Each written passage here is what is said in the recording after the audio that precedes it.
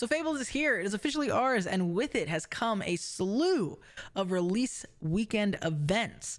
So with that, we are talking about this brand new metagame and what it means for us as Lorcana players. The biggest thing that we have noticed is that there is a new boogeyman in town, but it's no longer in the form of one deck choice such as Ruby Sapphire previously. Now it's only in the form of a single ink. It doesn't matter what color combo you play with that ink. What matters is as long as you are playing that one ink, you are going to be leagues above the rest. We break this all down. We tell you why we think that is, why we think the color is so strong, and also, is it broken? Is it a problem? So we're really excited to dive right into this. Hopefully you guys enjoy the discussion. As always, don't forget to leave us a comment so we know your thoughts.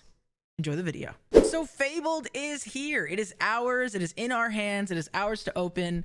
I totally went back on what I said initially, which is that I was going to open no Fabled, and opened 2 boxes in a trove because I just love to rip. So I did get 2 Dumbos, 1 regular, 1 foil, but that's neither here nor there. I just wanted to share that quick little update with everybody. But obviously, you know, release weekend has happened, and I would say it was a rather successful release weekend. We saw 3 large tournaments. I believe they were all or 2 of them were over 100 players. One of them was very close to 100 players. It was like 70 something players, and so we're going to talk about all of that, but really the biggest thing we're going to talk about is that this meta is really starting to take shape, and for some people that might be concerning because there is one ink color that is like really primarily dominating all of the rest in Amethyst. But before we jump into all of that, were you able to play in any release events this weekend? Well, no, not really. I had to play set 8. I had to play set 8 because boo, throw tomatoes in the comments. yeah, because there was just no product to be found in like anywhere close to where I live. So yeah, no one has set 9 decks near me at all. Like, I don't know. I actually don't know a single player within an hour from my house that owns a set 9 deck. It's rough. So I had to play a set 8 tournament, and then I did play a draft, which was Fabled, and there was 9 people, including me. The other 8 people were absolutely clueless and just let me walk all over them. I did not lose a single game, even games I played for fun. I just had the best cards, and I've obviously played with all these cards before. I've drafted at DLCs, and not everyone has gotten to draft this game, right? Sure. There's just like a lot of these stores, especially near me, don't have the amount of players that are willing to pony up the money it costs to draft because you have to use 4 packs, of course. So I've drafted side events of DLCs, so I have experience. So like at one point I got past a Queen of Hearts, which is the #1 pick of the entire set over every other card. And it was like pack 3, 5 picks in. And I was like, hey guys, can no one else pass any of these Queen of Hearts because you're just supposed to take them? Like I felt bad. Like people were complaining about how bad their decks were. I tried like teaching everyone mid draft, but yeah, it was fun though because I got to do all my typical joking around, and at least the people in that room appreciate me just like being jovial with them the whole time, stuff like that. So. Yeah, absolutely. I mean, if you haven't ever, for whatever reason, draft or sealed, I think is one of the most fun ways to play Lorcana, truly, because you get so used to core constructed, and I think it really just like there's a different sort of deck building and things like that that are part of it. So it's a totally different skill. You're totally flexing a different muscle. So if you haven't, yeah, I definitely recommend it. I was able. It lets you play. Sorry, it lets you play with cards that you would literally never ever play with use otherwise. So it's a great way to learn what cards do as well, like at the start of a set. Just yeah, totally. So yeah, so shout out to draft there. I was gonna say I was able to make my way to a release event tournament. I did play at Southside Gaming for the first time, and while I did not place amazingly, I actually felt pretty proud of my performance. So more to come on the topic of SSG. We'll get into all of that more so at the end of the video, but can't recommend them enough. It was for the most part a great event. Once the event started, it was a great event. So more to come on all of that. But yes, so we are here. We have these 3 big tournaments. For me, it was Southside Gaming. For those over in the West Coast, it was somewhere in Anaheim. Did a really big event. I think we said 180 players. SSG was at least 128. And then TFM had its own. The Forbidden Mountain had their first tournament, not just like being special guests at the encounter. Like Dan actually did everything for the tournament himself. Amazing. Yeah. So hats off to him. Everything that I heard about it, I'm nowhere near where that was ran, so I wasn't able to make it to that. But everything I heard about it was that went like super smooth, probably smoother than California and Florida. So hats off to TFM. Shout out to TFM Dan. Congratulations. And 73 players is nothing to sneeze at, especially for their first official, like you said, solo event. So great. All of that over. Really, what we want to talk about, right? If you read the title of the video, is that if you look at the top cut for all of these events, there is one single ink color that is represented absolutely more than the rest, and that is Amethyst. So I mean, there's a lot to be said about this and why that might be, but rather than a rock paper scissors format like we were all kind of talking about, I think we saw Amber Steel had some of the worst conversion rates in history for this game and for Amber Steel. I'm confused. I'm very confused because last week, and I would say a month up until last week even, all I heard on every video, on every comment, and every tweet, I'm quitting the game. Right. Amber Steel is too good. Right. Unbeatable. It's just gonna walk all over everything. Yep. Well, where is it in the top cut? And yeah, you're absolutely right. And this is what I was gonna say, is that rather than this rock paper scissors, right, it's gonna be, Blurple, Amber Steel, and Amethyst Steel in the top cuts. It's really not a rock paper scissors. It's kind of just this or that. Right? Like, because there's only really 2 decks that are making, top cut in stride here. And both of those decks have Amethyst, whether you pair it with Steel or you pair it with Sapphire. Amethyst is dominating this meta right now. What do you think about Amethyst and its power, why it has its power, and just like how this is gonna shape the meta and everybody's gonna react to something like this? All right, I have a couple of things. I think that the spam deck, that's Sapphire Amethyst for those not in the know, the spam deck and the Amethyst Steel deck are pretty close to like competitive with each other, especially depending on like the pilot and how familiar you are in the matchup, being on the play, being on the draw, stuff like that. And there's not really a clear third deck right now, and to form that like rock paper scissors. But every other deck that I've tried playing kind of has formed a rock paper scissors. Like I was trying the dog deck for a while because at least when I was playing it, I could not lose to spam with the dog deck. Emerald, Amber, Churna dogs, right. But there's no more Churna bog. So right, yeah. But then I could not beat Amethyst Steel. Yeah, like I beat it 2 games out of like 15 last night, and both of those games I was on the play and I opened Daisy. Oh wow, yeah. So like that's not really a good game plan. You have to try to lose those. You have to stop playing to lose those kinds of openers. Yeah. Right. So I think that the problem right now is that there's not a third deck that just like beats those 2 top decks, right? So it's kind of devolving into those top decks. But I actually have another theory, aside from the fact that, we just made fun of the fact that last week everyone was dooming and glooming over one deck. This week, everyone's dooming and glooming over another deck. It's just like every set release, except usually it's Ruby Sapphire that people are losing their minds over. And then that ends up not being the de facto best deck for a while until the format's figured out. What's the second deck that people are dooming and glooming over? I just haven't seen it myself. What, this? No, I'm saying week 1, people were freaking out about Amethyst Steel. Now week 2, we're in a second one. That's just anything sorry, I meant to say Amber Steel. Anything Amethyst. Oh, I see. People I are see. doom and gloom about. Okay. Yeah, I'm just gonna say an Amethyst deck is the doom and gloom of the week. Sure. Okay. There's a couple things. One, I think that the better players in the game did not want to play a deck that is not like basically has no chance on the draw, right? Right. And I think that the better players in the game want options, right? I think they want to be able to draw some cards because you draw more cards, you win more games. I think they want to have answers to everything because they feel like as long as they have some kind of agency in the game, they can skill gap a lot of people, right? Hmm. So I think most of the best players in the game chose to play Amethyst decks. So of course they did well with them. Like most of the people that did well in the tournaments has had success with other decks as well. Yeah. That's what I think.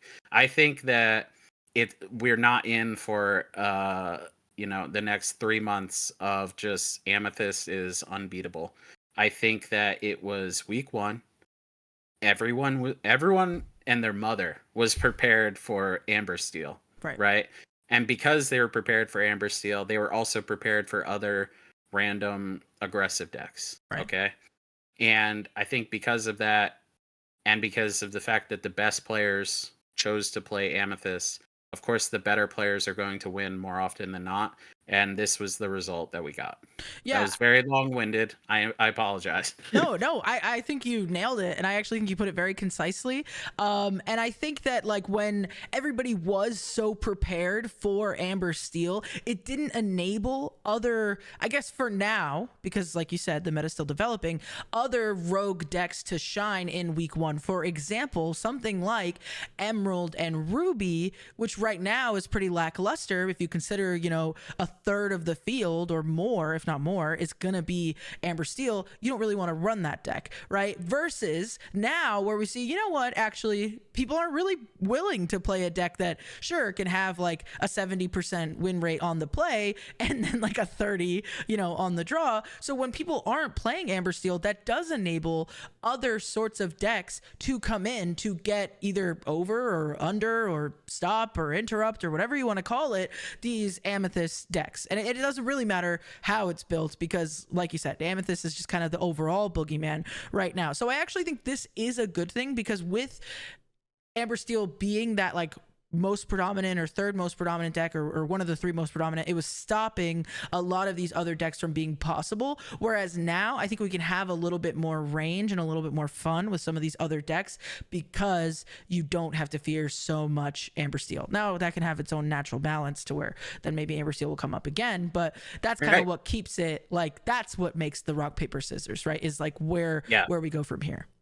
I wanted to say, yeah, we're kind of getting like a fox chasing the rabbit situation here, right? Where at some point, if you just look at like the conglomerate like versions of all of these decks, if you just took the top 8 or the top 16 of all 3 of these major tournaments, and you will start to see certain patterns, right? And like one of those patterns you might see is like, oh, Calhoun doesn't really banish anything, right? Like a lot of these field decks were playing 4 Calhouns. There wasn't a lot of stuff that it is even like good into. Like, where are you gonna banish a depot or something? No, those are getting bounced by Madam Elephants, right? And I think that people will then naturally start to gear their decks more towards beating the other control decks, right? Yeah. We don't really need to play Captain Hook on 1 and Calhoun on 2 and a Lilo on 3. Because your opponent is playing a Rafiki into a Tipo, into a Madam Elephant or a Genie, maybe people are going to start playing Smash because everyone's playing Yzma and Dumbo, stuff like that, which is like typically a very slow control card that like you normally would not ever want to play. But if you're trading a 3 cost card for a 4 cost card, you do want to play that, right? So then once people start removing Captain Hooks, when people start removing Calhoun and stuff like that, then you can start playing with cards like Lewis again. Because like right now, Lewis is terrible. When your opponent goes turn 1 Captain Hook or a turn 1 Rafiki or a turn 2 Helga or a turn 2 Calhoun, you're just like, okay, glad this is inkable, you know? But Right. like you could start playing that, or you could start playing a really low to the ground aggro deck. If your opponent is full of high cost removal spells and high cost draw spells and Hades and stuff like that, it's like, all right, well, now I'm just going to daisy in your face. So I think that we're getting in this situation. If we could map it out, it's like the rabbit is moving in this direction, the fox is chasing it. Eventually, it's just going to circle back around. Right. And that's the same situation we had if you used to play and you had to pick between, do I want to play Madame Medusa or Lady Tremaine? Some weeks, you definitely wanted to play Madame Medusa. Some weeks, Lady Tremaine was the obvious pick, right? And you have to be somehow one step ahead of that rabbit if you're ever going to catch it, if you're the fox. Yeah, absolutely. So I think getting away from specific, like, what's the meta deck wise, talking about just the sheer strength of Amethyst in general and just as an ink option. I really want to kind of break down why Amethyst is so strong and if it is strong to the point of being an issue. Not because I want to doom and gloom with everybody else, but I think a lot of the times we try to look at what everybody is saying, especially when we're jumping to conclusions, and kind of break down, is this actually going to be a problem? So some of the reasons that I wrote down why I think Amethyst is strong right now, the first one being drawing cards is king. Right. And Amethyst is the ink color that does that the best. So with things like Finders Keepers, Dumbos, there's even things that aren't seeing play right now, like Show Me More. Historically, things like, you know, Rabbit, that you could also bounce. Like drawing cards has just always been a core of like Amethyst's identity. And in this new format post rotation, drawing cards is a lot more limited, right? The other ink colors lost their draw cards in things like where Amethyst lost, you know, Rabbit, which is only one of its many draw cards. It still has things like Genies and Finders Keepers. Something like Amber, where primarily it was relying on things like Rapunzel, doesn't really have as many draw options, you know? So now you got to rely on something like what, Julieta, who she may or may not be inkable, but you know what I mean? Like just fundamentally not the same. And similarly, like I think the only other color that has like effective draw right now is Steel with Dock, but that's only 4 cards where Amethyst has other cards, you know? So it's kind of like one of those things, or like Sapphire's like, you know, it lost like Popsicle and things like that. So other like inks had options to draw. Amethyst now has the best ones, I guess is what we'll say, and it's why we're seeing that rise. On drawing cards alone and being the ink color that draws you cards alone, because like you said, draw more cards, win more games, is just that in and of itself going to continue to make Amethyst a staple, so much so to where it becomes a problem, because it really is the best at drawing cards. Yeah, I don't think that, you know what's funny is like Finders Keepers. It's not good. All right, people are going to yell at me. It's not that good of a card. Not that good. It's just not that good of a card. No, I think people are realizing drawing a card is worth like 1 ink in this game. Oh, right? You'll hate second star to the right. Well, I mean, technically that card's a little free. Right. Like there are times where it's a little free. But yeah, drawing a card basically it costs like 1 ink. Okay. It is helpful that it draws 3 cards in one, because sure, improvise draws a card, but if you play 3 of them, you haven't gotten any clear advantage, right? So this is like the difference between just evaluating card on its face versus evaluating card compared to the rest of the meta. Right. So one of the reasons that it's so good is probably because, and I don't remember if this is on your list. It's because Amethyst is one of the only colors right now that actually interacts with your opponent's board. Yeah. Yes. And it can exert things. That right? is on my list. Yeah, so like there is a huge problem. It was the same problem with Maui, where like people kind of almost take a turn off when you're going into 5 ink, right? So like you could, and if they do that, you can just take your whole turn to draw 3 cards, right, and that's fine. Right. Whereas normally, if both players know what's going on, the first person to take a turn off to draw 3 might actually just lose the game. But yeah, I don't think it's necessarily the fact that it draws the most cards, which obviously is a huge thing. Hmm. Good players love drawing cards. When someone forgets to draw a card at the beginning of the turn, I'm just like, that's my favorite part of every turn. You never know what you're gonna get, It's you true. know? That is the best part. That is the best part. Right. So yeah, I drawing cards is king. I don't know if that's like the most important part of it though, because again, if your opponent just spends their whole turn drawing a million cards, I mean, look at Daisy. Like Daisy wins games, Daisy puts cards in your opponent's hand, and you just don't care because you win before their cards matter. Yeah, and that's fair. And I think that's where like the next biggest thing on my list is like you just talked about, Amethyst having a lot of exert effects. Obviously the most I think powerful one is probably fair to say is that it's Elsa, right? So you play that Elsa, she exerts a character and she has rush. So I remember when people were saying like, oh, this character is like way overhyped, this character's kind of bad, costs 5, it only has 2 attack. Gosh, gone are the days, huh? Yeah. Like that character's nuts. And she's a staple, she's a 4 of, right, in these Amethyst decks. But even so, they have other options, right, like something like Lose the Way, or I think it's like Magical Maneuvers, right, that also exert things. They also just got a set 9 card in that Ursula, where when you play it, it exerts a character and then it like does the song, but the song part's less relevant now. Yeah. You know what's great about that Ursula? What? I think if that Ursula did not say, and you could play a song for free, people would play it more. Interesting. I think it wouldn't replace Elsa, in my opinion. At least not in this format. It definitely wouldn't replace Elsa. Elsa is unbelievably good on the play. Oh yeah. It is just unbelievable. Like, your opponent cannot play a 4 cost with 4 health if they have like if I played a genie. Right. Yeah. And that's like what I'm saying, where people might just be like, you know what? I'm just taking this turn off. I'm just gonna play random thing instead of my best card. Like if you play a Yzma, or if you play your own genie and they already have a genie and they're just gonna Elsa it, the game might be over. Yeah. But I think that Ursula should be in more decks as like Elsa number 5, 6, or potentially 7. Right. I think that people are just like, oh, I don't have enough songs. I'm playing 4 strength, or I'm playing 4 Into the Unknown. I don't have enough songs. I don't really want to Ursula something and then Into the Unknown it. I've heard a bunch of people say that. I don't know why you don't want to do that. Why don't you want to do that? I know. People are like, do I really want to play an Into the Unknown and a 3/4? And it's like, when you say it that way, it's not that good. But like, I don't know. They're just not thinking deep enough, I think. Yeah. So if it just said 5 costs, Inkable, 3/4, when it comes in and play, exert a character, I think it's good enough. I think that card's great.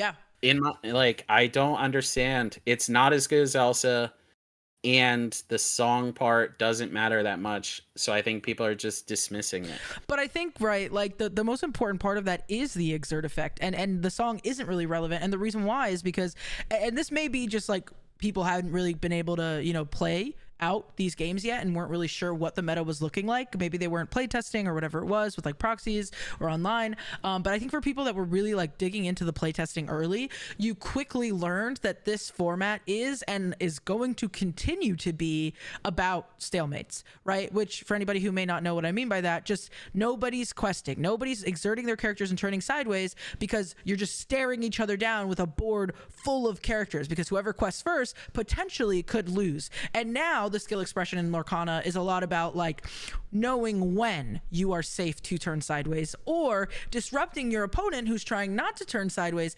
by having these exert effects, right? And so I think that that's also why Amethyst has gotten a huge bump up, is because now they are winning the stalemates by choosing when you are going to engage, right? So they're like, you don't want to turn sideways? Too bad. Right? I am going to force you to, and I'm going to make your board look way weaker than you like thought it was going to be leading into this next turn, which I think is a really huge part of it. I don't have any more particular things about why Amethyst is so strong, but I do think overall, the biggest thing that I've noticed is previously, pre-rotation, there were a lot of inks that were good. And so it was clear that there were some that were weaker than others, but like there were a lot of cases where you could argue, depending on the set, this ink's the best or that ink's the best, or like, oh well, maybe it's steel or maybe it's amber now, and like whatever, right? But I think the problem now is like, or maybe it's not a problem, maybe it's just the way it is that Amethyst is undoubtedly the best ink color now, whereas before it was kind of up to debate. So I do think that's kind of changed a little bit within all of this, but. I should have worn my Amethyst shirt. What was I thinking? Yeah, it would have been a good episode for it. I packed it for Denver already.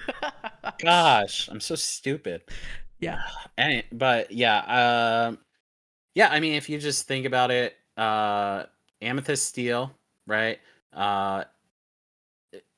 What's it called? Strength of Raging Fire is the best removal spell right now by far. Yes. So that's just an Amethyst deck plus Strength of Raging Fire. Okay, right.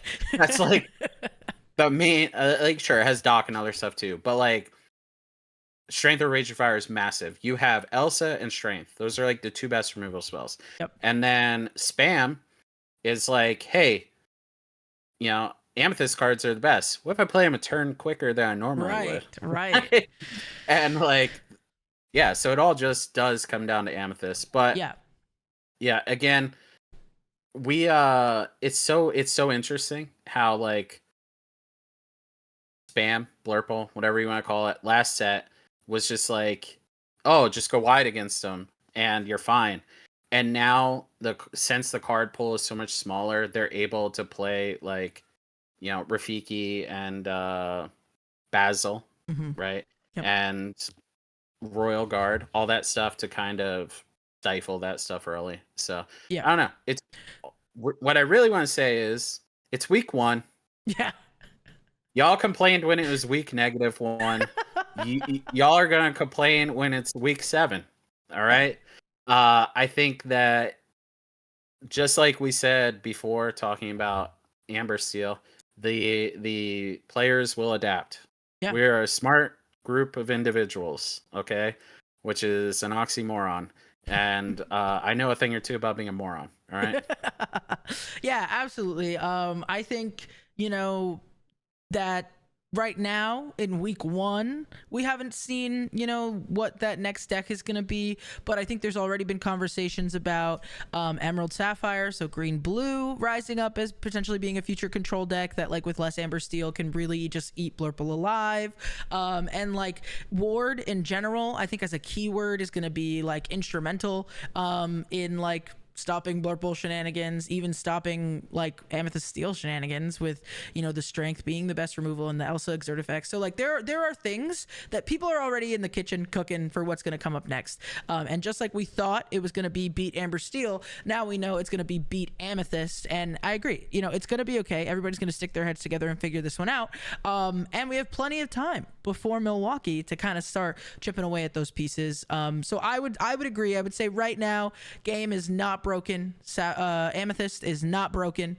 and everything is going to be okay. Just give them a little bit more time to develop and be willing to try new things. If something's just you can't always just trust everybody else. Sometimes you have to be no, I'm not Kendall, and just put second star into the right into your deck, even though everybody's like, why would you pay 10 to draw 5? Well, sometimes it works, and now that enchanted has gone up exponentially. You've got, I mean, a little tangent. You've got a couple of options when you know your enemy, right? You can either play exactly that and hope that you draw better or are better than your opponent. Yep. You could try to go under it, or you could try to go over it. Yep. And he went over it, and he was successful. Right? Yeah. This is just like when people started playing Stitch Carefree Surfer in Amber Steel set 1. Yeah. They were like, a 7 drop? Are you insane? And then that was just the de facto best version. Yeah. So I think that pretty much wraps it up. Is there anything else you want to cover on Amethyst dominance right now? Sure, let's annoy people real quick. Last time I think Amethyst really dominated the game was set 2, and we did not have official organized play. So as far as I'm concerned, this is the first time in official Disney Lorcana organized play that Amethyst is the de facto tier 1 best deck, and everyone wanted a new meta. And we got one. Thank you guys so much for watching. If you enjoyed the video, please make sure to leave a like. Don't forget to subscribe. And as always, leave us a comment down below. We love reading what you guys have to say. However, before you click off, I wanted to thank you all so much for allowing us to hit 500 subscribers. With that milestone, we now have access to channel memberships. So really, in large part, channel memberships are just a way for you guys to say, hey, really love the show, throw us some support. But we wanted to thank you all as well who felt the need or the want to support us. So for just $2, you will get an exclusive member only live stream or video if we can't make a live stream happen.